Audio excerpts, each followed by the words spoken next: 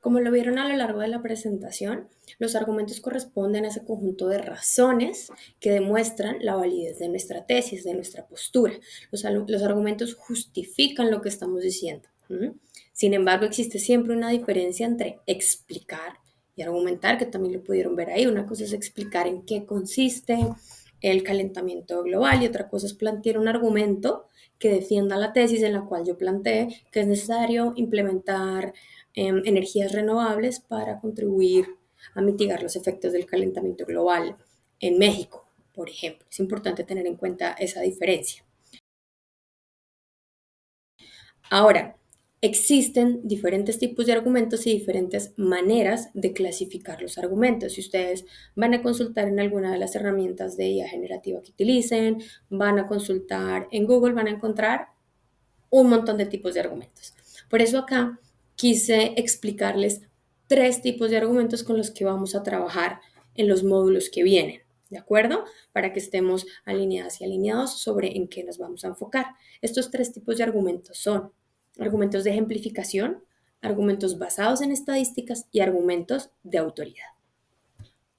Los argumentos de ejemplificación son aquellos que demuestran la validez de una idea a través de ejemplos concretos. Son ejemplos representativos, relevantes, verificables. Estos ejemplos pueden ser casos históricos, eventos del pasado, que respaldan ese punto que yo quiero proponer. Pueden ser estudios de caso que estén publicados en alguna investigación, por ejemplo, una situación específica que, como lo mencioné, sea representativa y relevante. Ahí va a depender o va a ser clave más bien dónde estoy encontrando esa información. Y experiencias documentadas, ahí encontramos, por ejemplo, algún conjunto de testimonios o de informes de fuentes confiables. Estudios de caso que estén publicados en alguna investigación, por ejemplo, una situación específica que, como lo mencioné, sea representativa y relevante. Ahí va a depender o va a ser clave más bien dónde estoy encontrando esa información. Y experiencias documentadas, ahí encontramos, por ejemplo, algún conjunto de testimonios o de informes de fuentes confiables. Estos argumentos usan información numérica extraída de fuentes confiables otra vez para demostrar la afirmación que estemos planteando.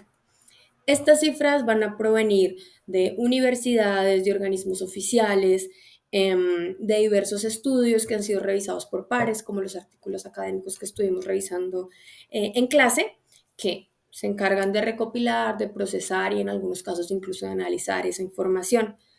Cuando hablamos de este tipo de argumentos, es importante también que la información que estemos utilizando sea actual.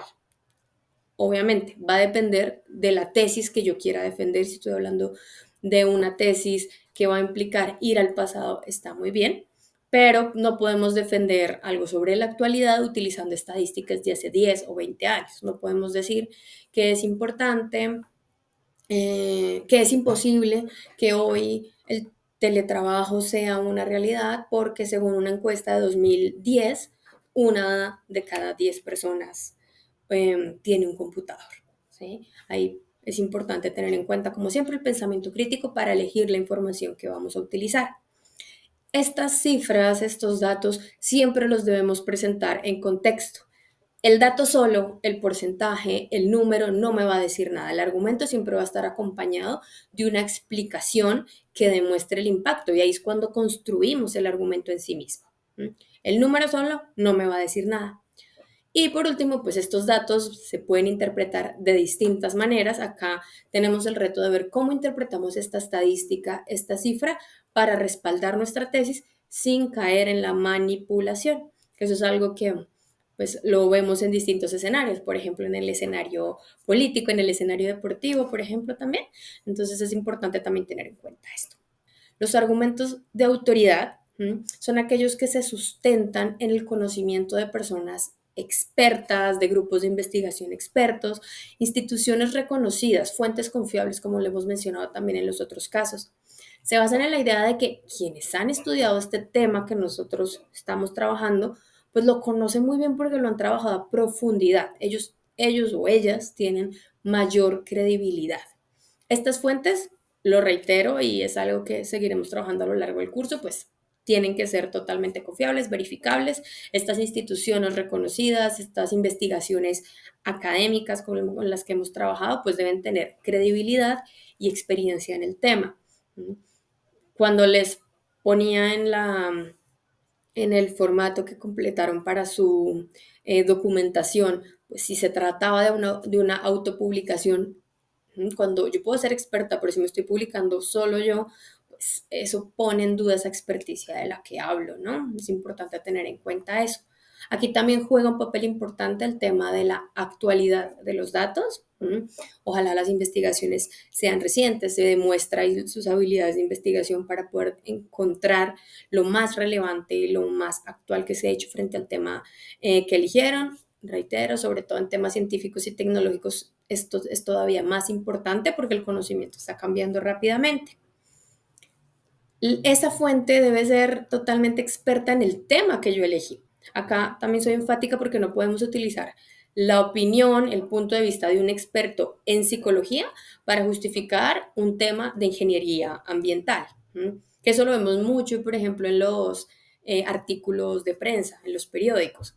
Entrevistamos y le preguntamos al escritor o escritora de ficción qué es lo que opina de política y está muy bien esa opinión para ese medio, pero para sustentar una idea en el ámbito académico, pues esa no es la persona idónea, así tenga doctorado, postdoctorado, 3 maestrías, etcétera.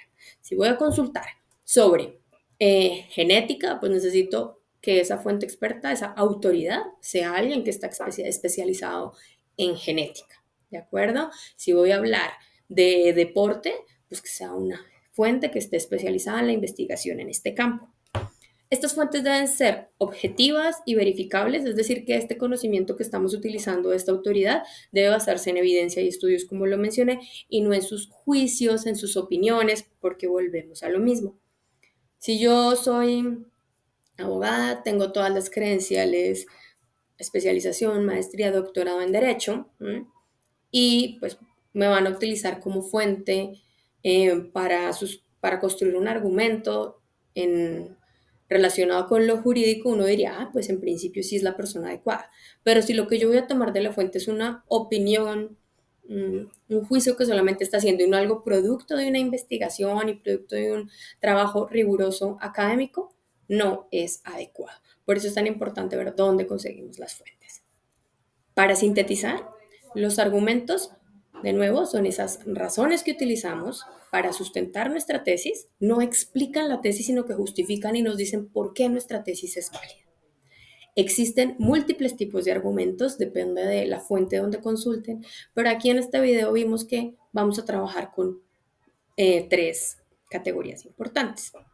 La primera, los argumentos de ejemplificación. La segunda, los argumentos basados en datos, en estadísticas. Y por último, los argumentos de autoridad. Por favor, chequen esta información. Si tienen alguna pregunta, por favor, háganmela saber.